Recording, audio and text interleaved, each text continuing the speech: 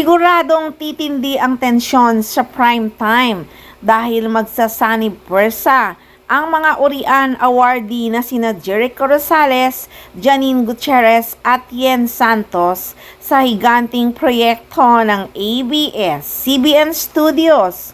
Sa hindi nakakaalam, si Yen Santos at Jericho Rosales ay nagpakitang gilas sa hit primetime serye ng Halik. Bukod dito, ito rin ang inaabangang ikalawang pagtatambal ng Econin matapos ang kanilang matagumpay na simula sa hit revenge serye na Lavender Fields. Kaya ngayon pa lang talagang super excited ang mga fans at madlang people. Aabangan talaga nila ang malalang puksaan sa prime time. Ang pag-post nga sa social media nitong nakarang araw sa teleseryeng ito ay nagdulot ng kapanapanabik dahil nga sa pagsasama ng mga urian awardees sa isang pangmalakasang proyekto. Sa totoo lang naman kasi, napakagaling na aktres ni Yen Santos. At ito nga daw ang magmamarka sa pagbabalik showbiz ni Yen Santos. Biro mo naman, Jericho Rosales at Janine Gutierrez ang makakasama niya rito. Napadyos mio pa nga ang ilang mga fans na makakasama nga si Yen Santos sa teleserye ng Econin.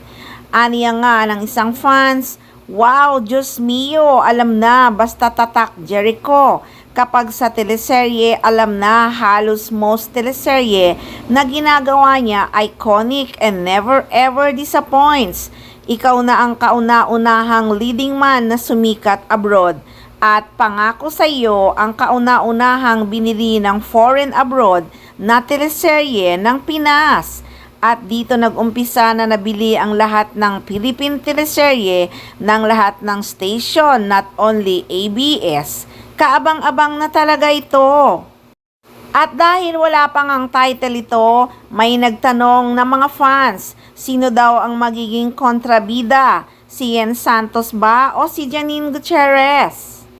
Ako guys, sa tingin ko hindi si Janine Gutierrez kasi matatandaan ko nung seryeng Lavender Fields sa interview pa lang ay sinabi niyang last daw muna niya talaga na maging kontrabida sa seryeng Lavender Fields.